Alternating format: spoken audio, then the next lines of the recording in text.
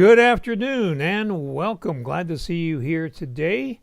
A little cloudy and supposedly going to be windy and rainy here in Tucson. Nothing like the West Coast has been going through, but hopefully a nice, good, healthy, soaking rain for the desert. So let's get started talking about macOS Sonoma 14.3. So as you probably remember, we always recommend waiting till the .3 version of any operating system before updating, and that has happened with Sonoma, now at 14.3. So you have avoided being on the bleeding edge of technology. So now you can enjoy some of the new features of Sonoma, and we're going to highlight some of those today on Go for Lunch for February 6, 2024. Brought to you by GoFor Technology. I'm Roger Harmon, your host, and I'm here to make your technology work for you. Well, this is International Safer Internet Day. So let's take a moment to think about how we can be safer on the internet.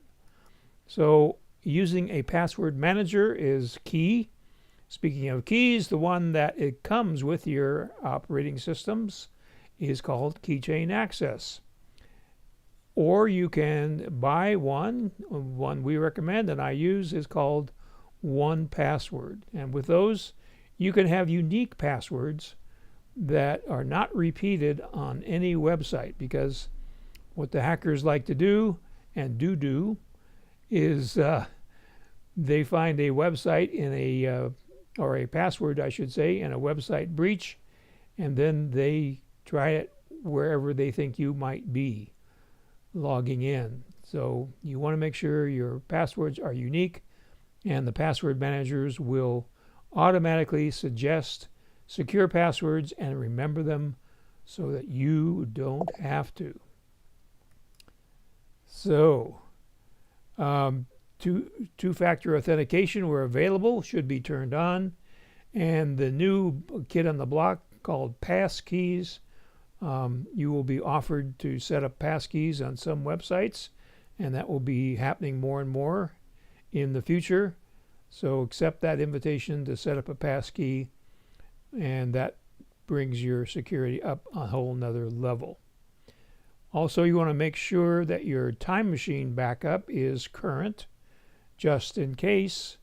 So if there is any problem and you have to go back to an earlier version of the system, then you have all your data backed up on Time Machine. And you should also change your default password. If you have a router, a Wi-Fi router that's, say, 5 years old or older, those came with default passwords that everybody knows. So the newer routers are coming with unique passwords, but if you have an older router, then you may want to go in and change that. Well, I shouldn't say you may. You should go in and change the username and the password to something unique, because the bad guys know what those defaults are, and they could easily get into your Wi-Fi router. Speaking of Wi-Fi, you want to change your SSID, which is the name of your Wi-Fi network, to something that does not identify you. So you don't want to have something like Jones's Wi-Fi. You want to have some nondescript name that doesn't connect to you. So again, that gives you some security, so a hacker or a teenage kid next door is less likely to target your Wi-Fi network. So more preparation, you need to make sure your Mac is compatible. So if you have a MacBook Pro or MacBook Air from 2018 or later, a Mac Mini from 2018, an iMac or a Mac Pro from 2019, an iMac Pro of any year, or excuse me, a Mac Studio, which of course came out in 2022, then you're all set for macOS Sonoma 14.3. If you have a machine that's older than that, then it is not compatible. So other preparation is, as I mentioned, to make sure you have a current backup. And then once you've got all those things figured out, you can use Spotlight Search, which the keyboard shortcut is Command and tapping the space bar. And then just search for software update and then follow the on-screen directions, and you should figure on about an hour. So when you do the software update, first it downloads it, then it verifies it, then it actually installs it. And in that process, it's going to restart your Mac maybe 2 or 3 times. So plan on about an hour for that update process. So when I updated, this is the first thing that popped up on my screen. What's new in Notes? So Notes has a links feature where you can link one note to another note. So if you have 2 notes that are kind of working together, hello, Bob, then you can link those together. There's also some new text formatting. And if you start something, a thought or an idea in Notes, you can transfer it directly to Pages and expand on it and use all the formatting that's available in Pages to create a larger document than you would in Notes.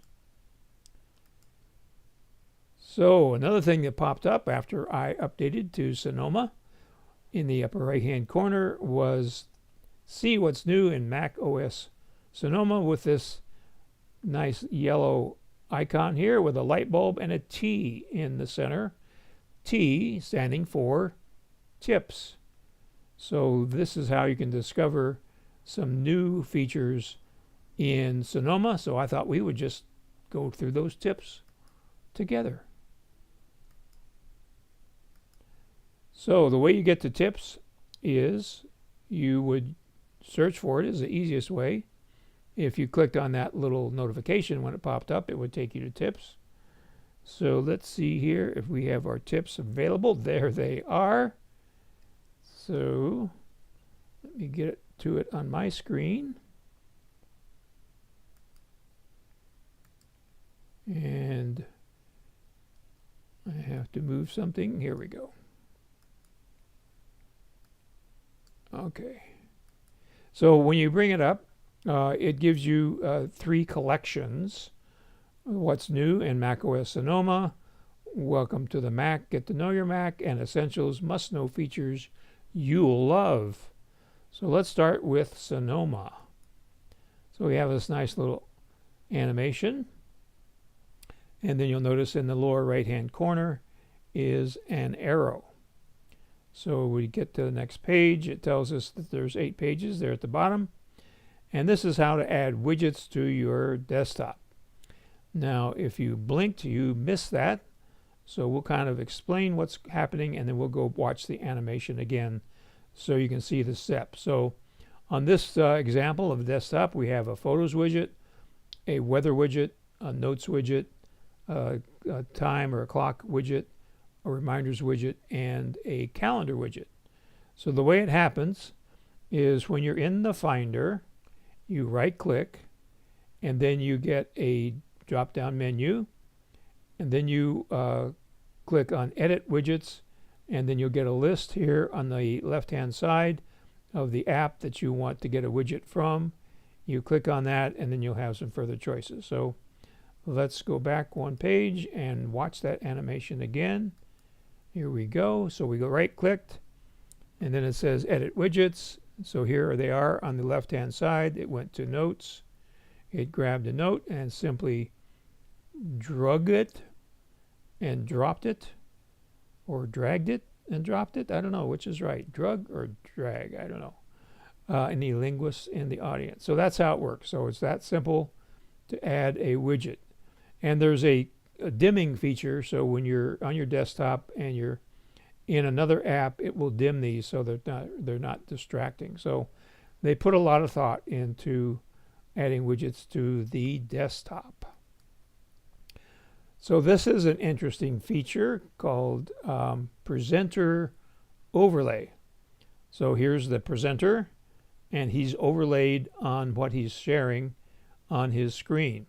So there's two versions of this, one where you have a larger version of your presenter, and the other one is where you have a little circle with just the face of the presenter, which you can move around anywhere you want on the screen. So when you're in a video call, whether it be FaceTime or Zoom or probably Microsoft Teams, you can invoke this feature and make it more interesting for your audience. So that's presenter overlay. And you'll notice on some of these there is at the bottom left a blue link that you can click on and get more information about a certain feature. So now we have reactions. So she put her thumb up, and I don't know if it'll work for me on this call. Don't think so. And she got a reaction. So you can, so the way you do it is you need to have your thumb up away from your face, close to the camera. You can also do the heart emoji like this, and there's a bunch of other ones. Again, there's a link here that shows you all those different gestures. So be aware of that. Some people have been surprised that they did a thumbs up and they got the reaction. They didn't know about the feature. So actually Zoom has a help article about how to turn it off, so it doesn't happen if you don't want it to. So reactions are fun, kind of liven up your video conferences. So there's some new aerial and underwater views that you can use as your desktop image or your screensaver. And as you may have noticed there was a little animation that was built in. So these are available in screensaver settings. So you can click here to get to that. But be aware, if you're running out of storage space on your Mac, you always want to have at least 10% of your storage available, clear, unused. And these are large files. So if you're short on storage space, don't download a bunch of these, because they are video files and they take up a lot of room. So you want to be cognizant of that little caution. Okay, so Safari now has a feature called Profiles. The way this works is you can have a separate Safari profile for other activities. So in this case, they show you a profile for school. You might not be able to read this one in the background. It says personal. So you could have a profile for a hobby, one for work, one for a club or something that you're active in. So you can have a whole setup in Safari with just the tabs that you need for that particular activity. So that's a nice way to get organized and keep those things handy in separate profiles. So now you can make any website an app. So that little drop-down menu went to show in dock was what they clicked on. So this is a page out of Pinterest, and now you can see here on the dock is the Pinterest logo. So you can take any site. You might want to do a news site that you watch frequently, some site to do with some activity that you're involved in, and you can put them in the dock and get instant access to them. So even if Safari wasn't open, then you could just click on the icon and it would open Safari and go right to that page. So another way to be organized and more productive. So here is a feature that was previously only available in paid password managers. So now it's available in Keychain Access, and that's the ability to share passwords with trusted contacts. So this might be family members. An example would be you might want to share the username and password for your streaming services so that the whole family could get to those. So you can selectively share certain passwords with certain people, and they can see those, but they can't see all of your passwords. So that is a great feature. And again, you can click here and go to password settings to configure that. So that is the end of the Sonoma features in the Tips app. But let's just quickly go through these other two. So this is Welcome to the Mac. Get to know your Mac. This is especially useful for people coming over from Windows. So here they're talking about opening apps from the dock. So I see a lot of people have a tendency to want to close an app after they're done using it and before they go and open another app. Well, this is a waste of time, basically. And when you can just go to the dock and open the next app and just leave the previous app there, because you're going to go back to it. So don't close your apps. Just use the dock to be your switcher to go to the next app. So think about, what am I going to do next? And don't worry about closing down apps that you're going to probably go back to. So if you're in Photos here, for example, you wanted to go to Safari, you would just click on Safari. Then if you want to read your mail, you would just click on your mail and you would just leave those open. So, apps that you don't use a lot, like Maps, for example, you look up a location, you might want to close that. But things that you're going to be using off and on during the day, just leave them open and use the dock to launch them. So, of course, the Finder is where you organize your files and your folders. And in this example, they're creating a new folder and they're dragging and dropping it into the sidebar. So you can put folders that you need to access on a regular basis into the sidebar, and the next time you open your Finder window, they'll be there. So another good way to be organized that you may not have known about. So you can quickly change settings by going up here to this little icon that shows two little switches. They're showing you how you can adjust your display brightness. You can adjust your sound. You can start and stop your music. You can adjust your Wi-Fi, Bluetooth, and activate AirDrop. You can turn on and off Stage Manager and screen mirroring. So screen mirroring is when you have a TV set, for example, that has a Apple TV connected to it or has the Apple TV app on it from your TV manufacturer. So you could share whatever's on your Mac on your big screen TV. And of course, focus is the way that you want to customize what you will see when you're doing certain tasks. So that is all obtained by clicking here on these two little switch icons. And of course, to close it, you would just click on those again. So a good way to change your settings. So if you want to see your notifications, you would click on the date. So you have several different kinds of notifications here. Here is a messages, text message. Here's a FaceTime call that you missed. Here are several emails. Here is a battery monitor for your MacBook. And then this is a contact. So you get that again by clicking on the date in the upper right hand corner of your screen. And then we have finding apps and files. So I've mentioned this many times before. This is the best tip that I'll ever tell you, and that's Command Spacebar, and then you just type in what you're looking for and it'll search everything on your computer. It'll search for files, it'll search for folders, it'll search for mail, it'll search for fonts, it will search for PDFs, and they have all these different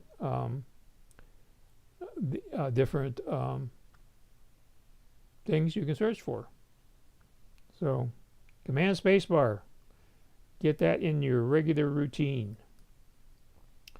So you can share all the content on all your devices when you have iCloud turned on all those devices. So if you take a picture on your iPhone it will automatically sync through iCloud to your iPad and your Photos app on your Mac. So if you're not getting that feature, then you need to turn on iCloud on all your devices. And handoff is a great feature. So in this case, they started a email on their iPhone, and then they got it close to the Mac, and it just went over to the Mac. There would be a little icon here in the dock that you'd click that would make it appear here on the Mac, and then you can finish the email and send it from your Mac. So that's called handoff, a great feature. So that is the new features in hidden gems. Hopefully you saw something there that you didn't know about. So let's just go through these must-know features here. So organizing your desktop, you can use stacks. So when you do a right-click and choose Use Stacks, it will stack documents of the same type in a stack. So we have a stack of documents, a stack of images, a stack of movies, and a stack of screenshots. And of course, you just reverse the process if you want them to be spread out.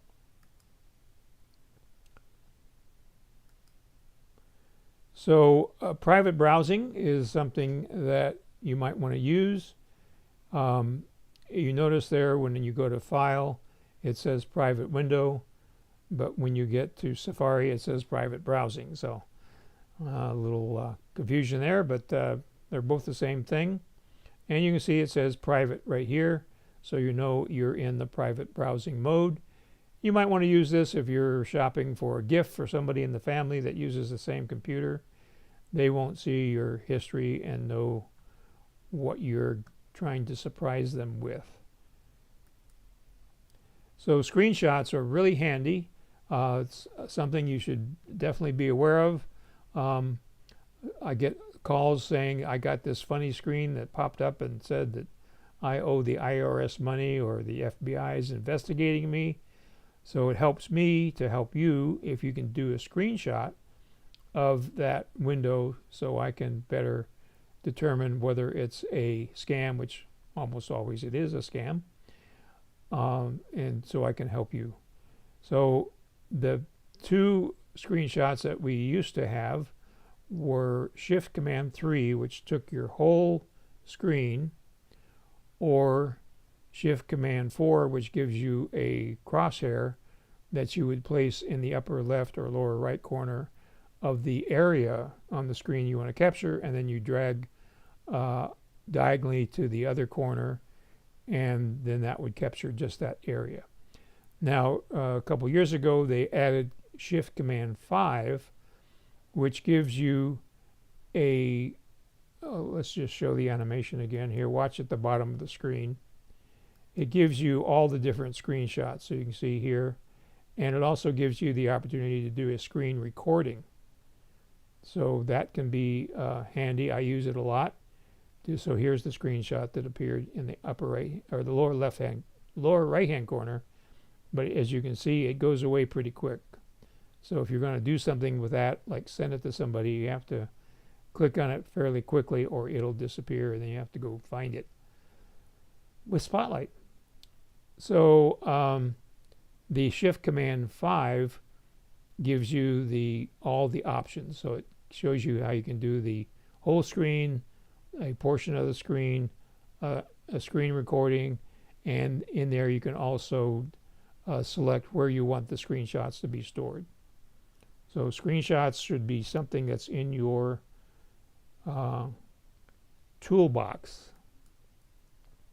So Quick Look is a very handy feature. It's nothing new, but if you are trying to see what a file is, you just click once on the file and then you hit your spacebar.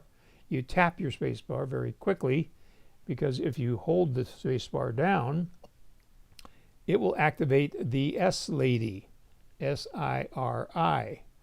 So you want to just tap it and it'll bring up Quick Look. In this case, this is a keynote presentation. So it'll show you without having to launch the actual program what is in that file. So this is great to use when you're cleaning out your downloads folder. You can just start at the top, click on the first one once to select it, and then you can use your arrow keys to go down, up and down, and then you can delete them while you're watching them with Command Delete. So it's a good way to clean out things, files that have funny names, you don't know what they are, and to get out of Quick Look, you just hit the space bar a second time and it turns it off. So great feature. So collaborating has been made more useful.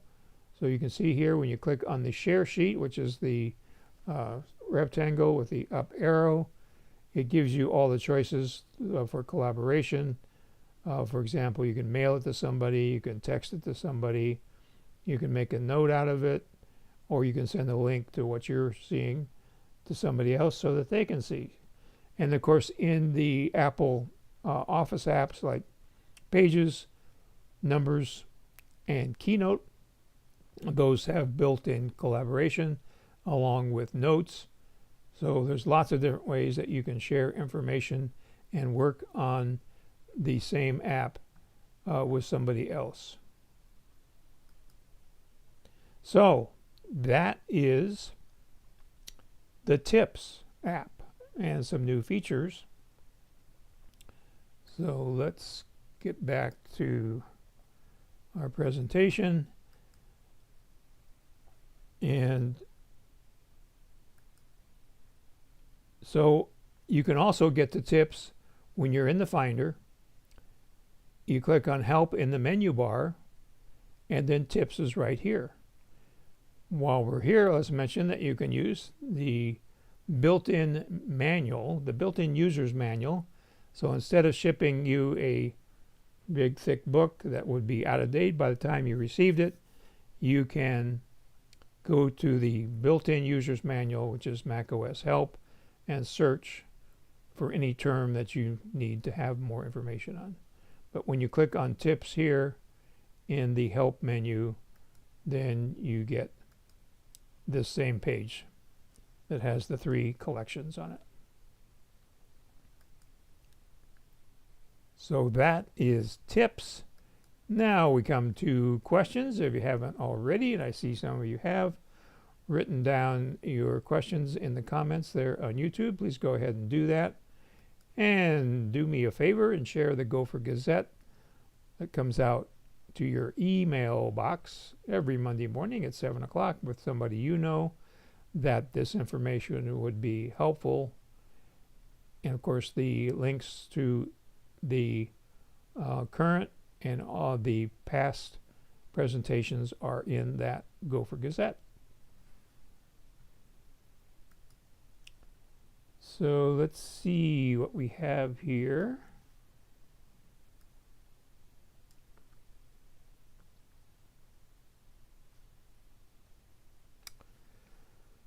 Okay, so Leslie Ann asks, she's on Ventura 13.3. Should I update, or am I so vintage that it won't work? Well, I think your iMac is probably, for some reason I'm thinking you have maybe a 2019 iMac. So if it's 2018 or later, it will work. So it just depends if you want to take advantage of some of these new features. We'll be talking about more of them in the immediate future. So there's nothing pressing about updating unless, sometimes you'll find an app that requires macOS 14. So that would, of course, be a reason to update. But it's not a requirement. And let's see. Oh, thank you, Leslie Ann. Dragged and dropped past tense. Okay, so no drugging. Okay, and Leslie Ann also wants to know, is video chat in FaceTime and WhatsApp? So I think you're asking, do gestures work? in video chat and FaceTime and WhatsApp. And I think they do. I don't know about WhatsApp for sure, but it definitely does in FaceTime. And Bob asks, do you use focus modes? If so, give an example, please. Yes, I use focus. I use the sleep focus so that I don't have my iPhone chirping and beeping and vibrating all night.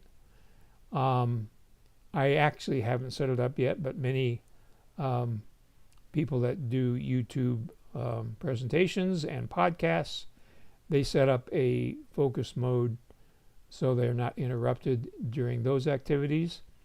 And then when you're just, wanting to put your head down and concentrate on something, maybe you're writing something or doing some other activity on the Mac, you can tailor focus mode to eliminate any disturbances that you don't want. Like you could have it set up so that your family members could contact you, but you wouldn't be getting notifications for email or messages or other things.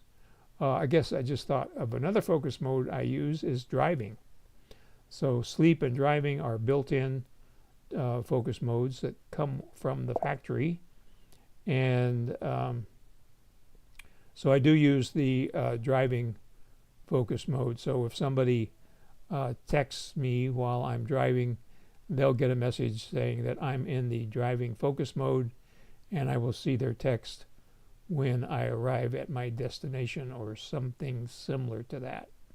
So focus modes can be very useful when you want to concentrate on a certain task and not be interrupted until you're done with that task. So I do not want. Well, I guess I do for my presentations on the GoFor lunch every Tuesday. I do turn on Do Not Disturb, and then I can select, for the next hour or till the end of an activity. And for some reason, it doesn't always pop up, but I also get a choice of when I leave my present location, it'll turn off that focus mode. So that is what I do with focus mode. So it's something that we've talked about in the past. You can certainly go back to our YouTube channel and just do a search for focus mode, and you'll find a little bit more information.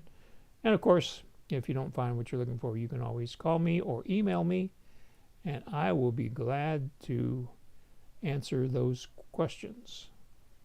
So if you think of anything that you'd like me to present so we can both learn more about it, you can, in fact, contact me by telephone or email, and those options are coming up right now. So have a terrific Tuesday.